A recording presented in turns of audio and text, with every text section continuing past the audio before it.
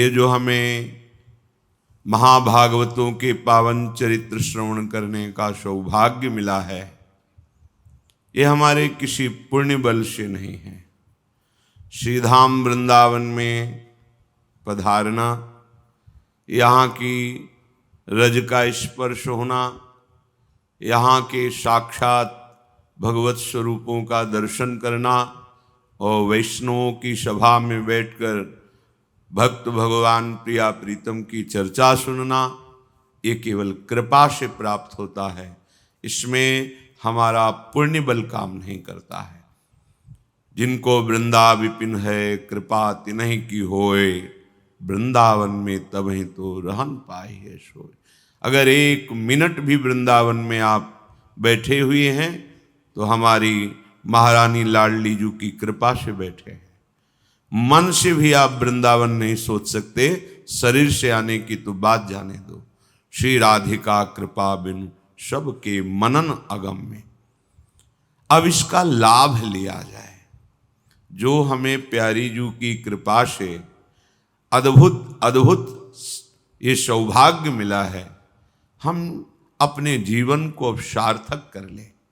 जीवन की साधना की, शास्त्रों के स्वाध्याय की, सत्संग की पूर्ण सार्थकता इसी में है कि कोई भी मिनट, कोई भी क्षण किशोरी जी के चिंतन से बिलग न जाए।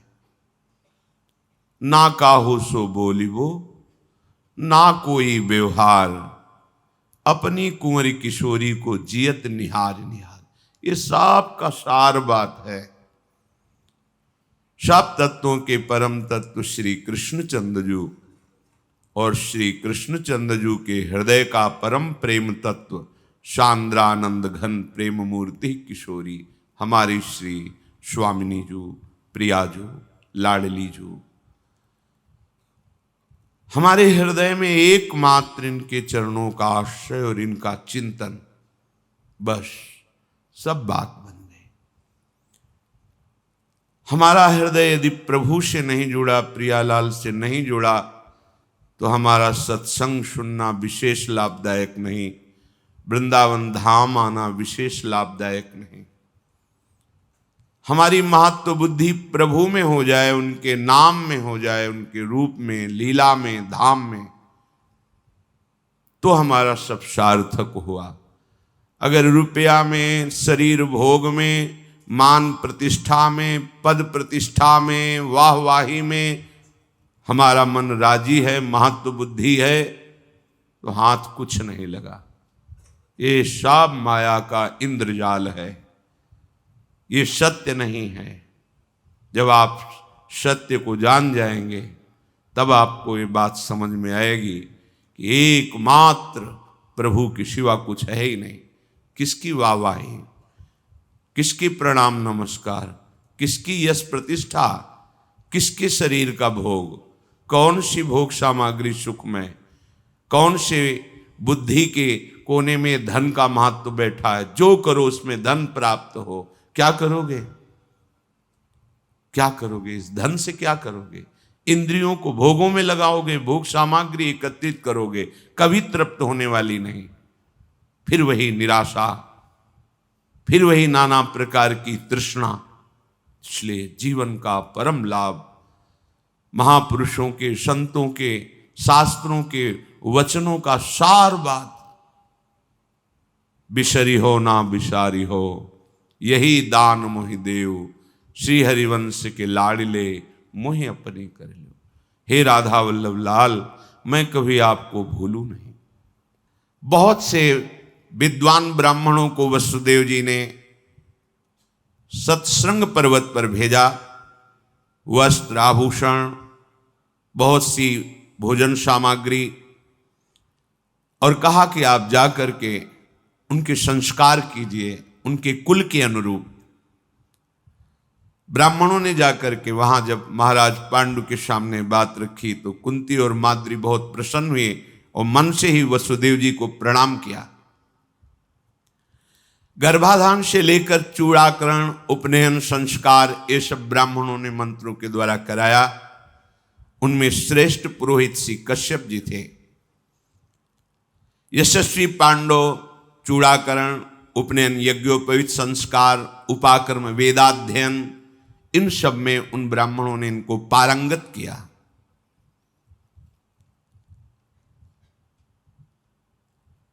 जैसे जल में कमल बढ़ता है वैसे ही ऋषियों के बीच में ये पांचों बालक बड़े होने लगे। महाराज पांडु जेव ही गले से लगाया तेव ही हृदय गति रुक गई और मृत्यु को प्राप्त हो। साफ था, जेव ही तुम अपनी पत्नी को काम भाव से आलिंगन करो उसी समय मृत्यु हो जाएगी। माद्री ने देखा कि अब मेरे आलिंगन में तो पांडु महाराज का केवल शव है, प्राण निकल गए। बहुत जोर से विलाप करके रोने लगी। ये स्वर कुंती के कानों में पड़ा। दौड़ करके वह आई और देखा महाराज पांडु मृतक अवस्था में। इसीलिए बहुत सावधानी पूर्वक जीवन काटना चाहिए। किसी संत का, किसी वैष्णव का अपराध भले वो शाप न दे, उमा क्षमा शाप होते भारी, ये तुम्हारा वो गंभीरता से चुप शांत है तो आप शांत मत समझो। राम रोष पावक सो जरे, जो अपराध भक्त कर करे। ये ऐसे महान तपस्वी हैं, ये भगवत स्वरूप हैं, लेकिन ऋषि का अपराध बन गया तो देखो कैसे मृत्यु हो गई। जीवन भर श्रीधाम वृंदावन में वास करो और वैष्णव अपराध करो तो लिख लो शब्द मंगल नहीं होगा, क्योंकि वैष्णव धाम है। और वैष्णव अपराध न बने, कुछ न बने तो भी आपको भगवत प्राप्ति हो जाएगी। धाम है, धाम के प्रताप से हो जाएगी। ध्रुवदास जी महाराज ने सिद्धांत विचार लीला में लिखा है, भक्तन के अपराध सो डरपत रहो। ये वज्रलीक हो जाता है, मतलब मिटाए नहीं मिटता। इस अपराध से केवल बच जाओ तो धाम बड़ा कृपालु है, अपने प्रभाव से तुम्हारे समस्त कर्म संस्कारों को भस्म करके भगवत प्राप्ति करा देगा। वृंदावन ही प्रभाव सुनु अपनो ही गुण देत, जैसे बालक मलिनु को मातु गोद भर ले। खिलवाड़ न समझा जाए। जो तपस्या परायण संयमी भजन करने वाले जन हैं, देखो आपकी दृष्टि का चश्मा गलत है। श्रीधाम में जितने रह रहे हैं सब लाडली के द्वारा बुलाए गए हैं, तो जिसे महारानी जी ने पास कर दिया उस पर तुम्हारी दृष्टि कैसे बदल सकती है।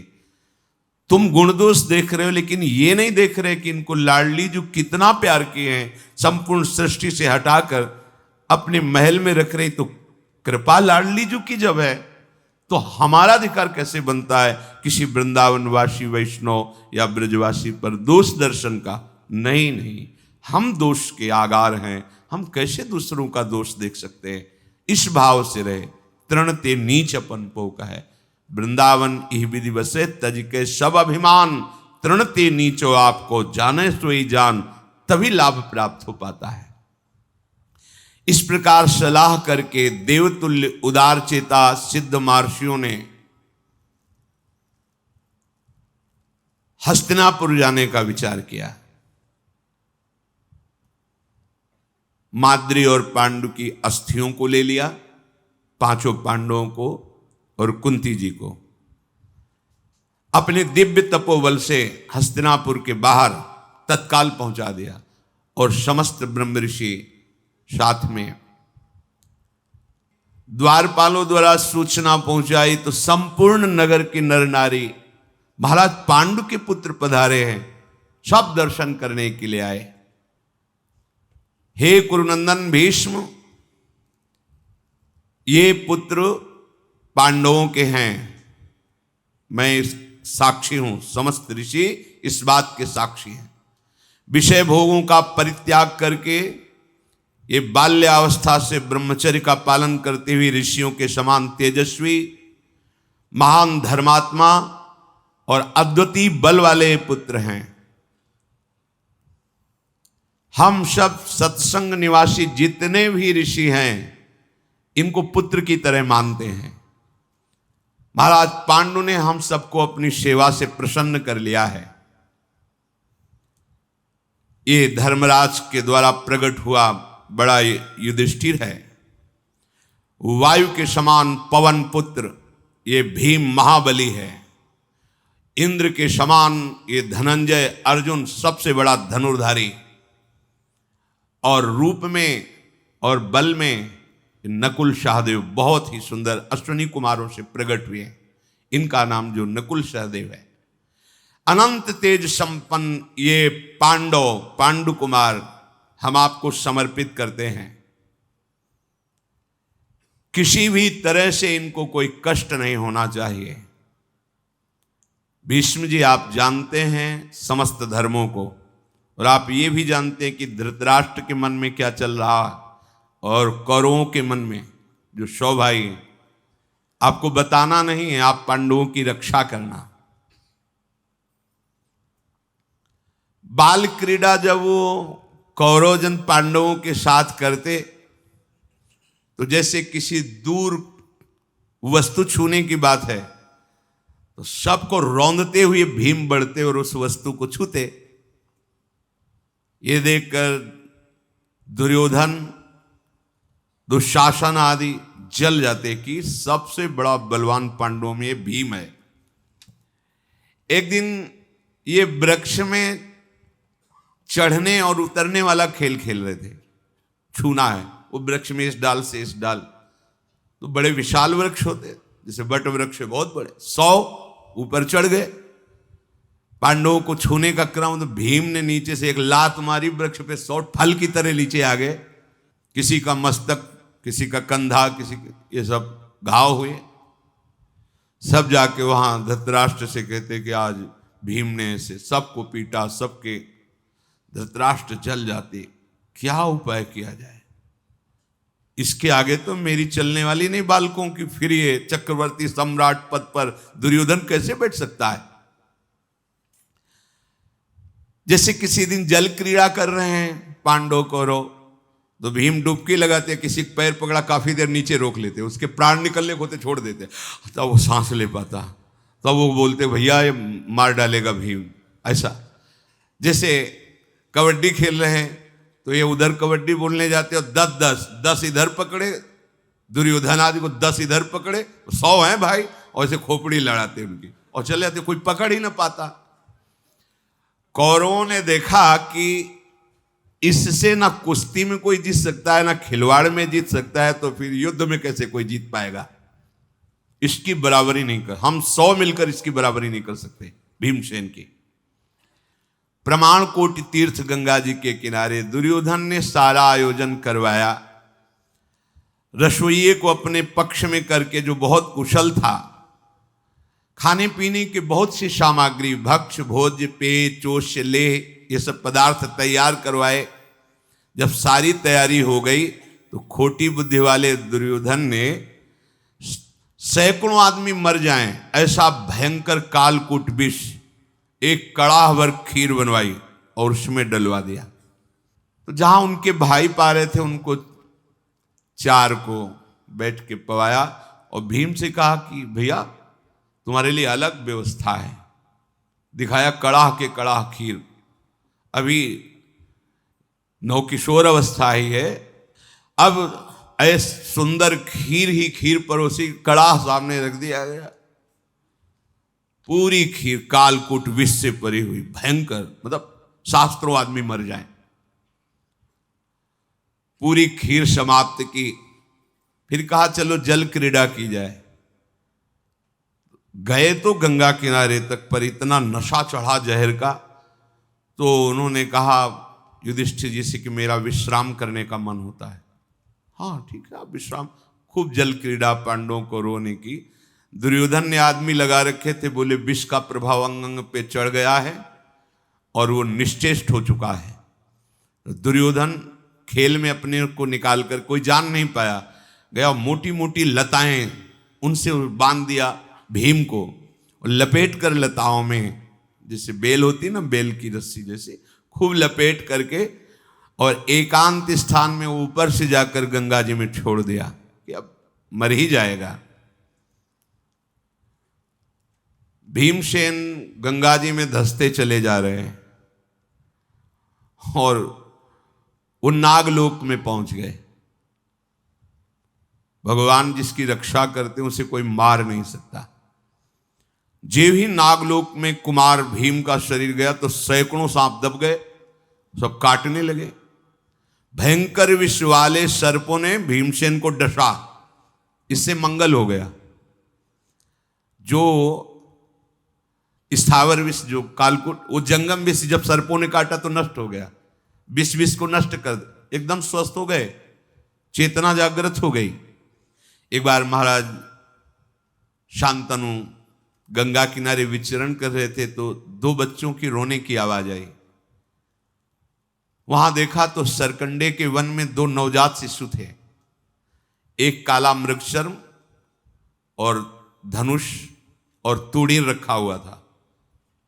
महाराज शांतनु बड़े विवेकवान थे। काला मृगशर्म से देखा कि ब्राह्मण है और धनुष तूणीर से कि ये धनुर्वेद का भारी विद्वान है, जिसकी ये संतान है, इसलिए वो आदर के साथ कृपा करके लाए। तो जो उसमें कन्या थी उसे कृपी और जो पुत्र था उन्हें कृपा, इसलिए उन्हें कृपाचार्य से कहा गया। इनका प्रादुर्भाव महर्षि गौतम के शरद्वान नाम के प्रसिद्ध पुत्र से हुआ।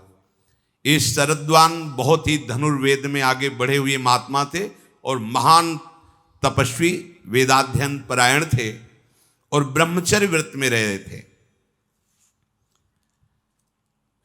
देवराजेंद्र ने देखा कि धनुर्वेद के विशेष ज्ञाता और ब्रह्मचर्य से युक्त तपस्वी हैं, कहीं मेरा इंद्रासन न ले ले। इसलिए उनकी तपस्या में विघ्न डालने के लिए एक देव कन्या को भेजा, जिसका नाम जानपदी था। इतनी सर्वांग सुंदर थी, शरद्वान की तपस्या में विघ्न डालने के लिए तो वो आश्रम में जाकर के नाना प्रकार की स्त्री सुलभ चेष्टाएं करके शरद्वान ऋषि को लुभाने लगी। शास्त्रीय सिद्धांत में अगर चूक ना हो तो कोई भ्रष्ट नहीं कर सकता। इतने बड़े तपस्वी हैं, ब्रह्मचारी, जितेंद्रीय हैं, धनुर्विद्या के ज्ञाता है और भेजा ही विघ्न के लिए गया है, तो देख करके वो देखते ही रहे, बस ये बात है। इतना मन में विकार उत्पन्न हुआ कि वर्षों का ब्रह्मचर्य स्खलित हो गया। आश्रम में वो जहां सरकंडे का वन था, वहां सरकंडे पर गिरने के कारण उसके दो भाग हुए। इतने तेजस्वी महापुरुष थे कि बिना किसी गर्भ के वो वीर गिरते ही एक कन्या और एक पुत्र के रूप में परिणित हो गया, जिसे कृपा करके लाने के कारण कृपी और कृपाचार्य रखा गया। वो महाराज शांतनु के समय से हस्तिनापुर में ही विराजमान है। ये द्रोणाचार्य जी का प्रादुर्भाव बड़े विचित्र ढंग से हुआ।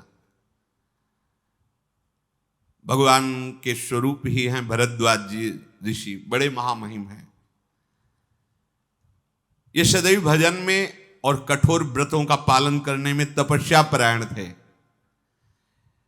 एक यज्ञ का अनुष्ठान करने के लिए विशेष महर्षियों के साथ ये गंगा जी में पूजन के लिए कलश में जल भरना और स्नान करके यज्ञ का संकल्प लेना, इसके लिए गए थे। वहां पहुंचे तो देखा घृताची नाम की अप्सरा वो स्नान करके वस्त्र बदल रही थी। बहुत से ऋषियों के साथ थे। देखो, एक तो इसमें भगवान का विधान काम करता, और दूसरी बात, जहां शास्त्र के विपरीत थोड़ी भी बात हो जाएगी, माया आक्रमण कर देगी। एक कदम भी शास्त्र विपरीत नहीं होना चाहिए।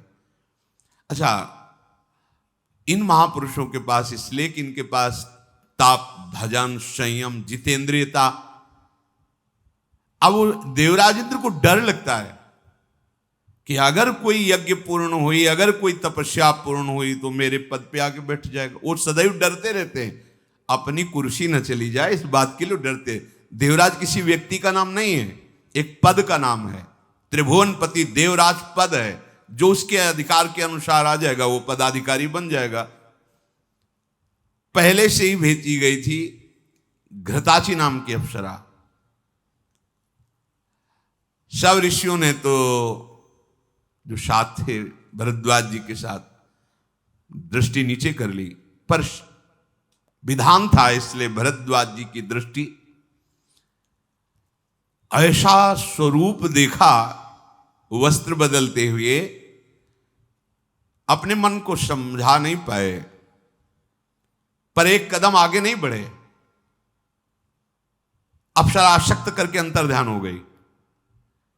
एक नाड़ी है अंदर जिसका नाम मनुवाह नाड़ी है, अगर वो काम से व्याकुल हो गई, कामाग्नि से संतप्त हो गई, अब वीर टिक नहीं सकता, कुछ करो या ना करो, वो नष्ट हो जाएगा, निकल जाएगा।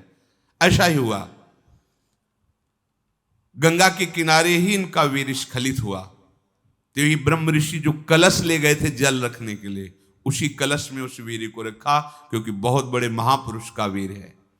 यज्ञ कलश में रख दिया, उसी वीर से बालक कलश से प्रकट हुआ, जिसका नाम द्रोण, आगे चल के यही द्रोणाचार्य नाम से विख्यात हुए।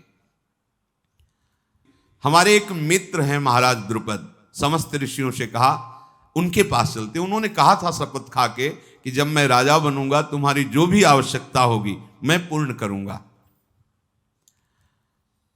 द्वारपाल से कहा कह दो जाकर के कि तुम्हारे मित्र द्रोण तुमसे मिलने आए हैं द्रुपद से।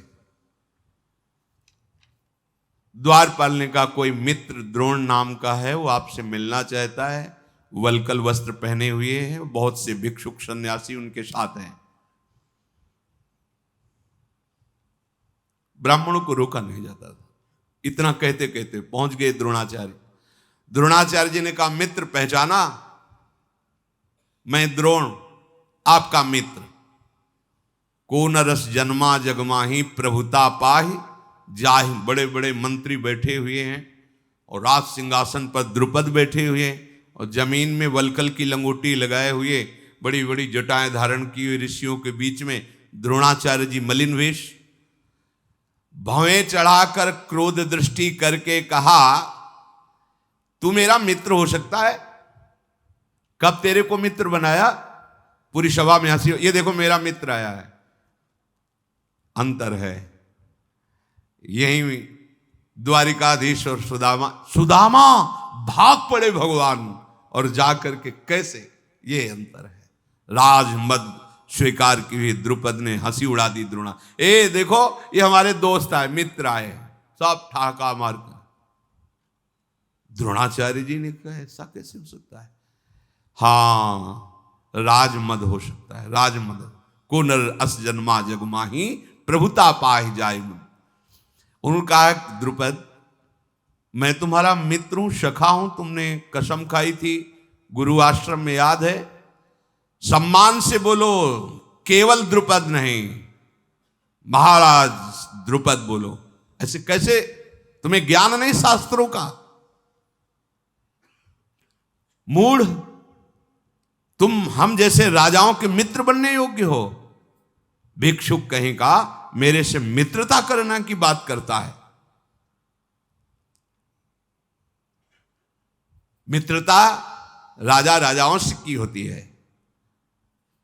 तुम जैसा भिखारी मुझ जैसे राजा का मित्र नहीं हो सकता। हाँ एक बार का भोजन चाहते हो तो दे दो इन ब्रह्म ऋषियों को भोजन। द्रोणाचार्य जी अंदर से तो जल गए, बाहर से मुस्कुराए कि अगर तेरा राज मद चूर चूर न कर दूं तो मेरा भी नाम द्रोणाचार्य नहीं। वहां से वापस आ गए।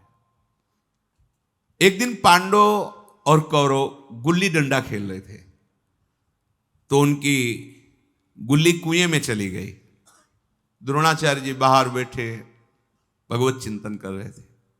अब वो कुएं में चली गई तो कैसे निकालें, तो बार बार झांक रहे थे ऐसे से। द्रोणाचार्य जी आए और कहा तुम क्षत्रिय राजकुमार हो, धिक्कार तुम्हारे क्षत्रियत्व को, ये क्या प्रयास है तुम्हारा? अंगूठी उतारी, कुएं में फेंकी और कहा देखो क्षत्रिय का बल होता है अस्त्र विद्या। एक सीख ली और मंत्र संधान किया, मारा, गुल्ली अंगूठी सब सीधे ऊपर आ गई। सब राजकुमार चरणों में। ऐसी धनुर्विद्या का तो हमें ज्ञान नहीं है, जाओ प्रार्थना करो भीष्म से और मुझे गुरु पद पर अभिषिक्त करो। मैं वो धनुर्विद्या सिखाऊंगा जो आज तक तुम्हें ज्ञान नहीं। भीष्म जी से जाके कहा कि तो उनका द्रोणाचार्य के सिवा और कौन हुई ना, क्योंकि कृपी का विवाह हुआ ही था भीष्म जी की अनुमति।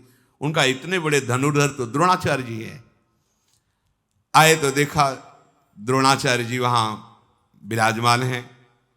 द्रोण को देखकर प्रणाम किया भीष्म जी ने और कहा, एक कुमार आपका गुरु रूप से वरण करने के लिए बहुत उत्साहित है। तो उन्होंने कहा कि देखो, आपको पता होना चाहिए मेरी भिक्षा की भी व्यवस्था नहीं। देखो पहले क्या था, तपस्या धन होता था, जितेंद्रियता धन होता था। मेरे यहां भिक्षा की भी व्यवस्था नहीं।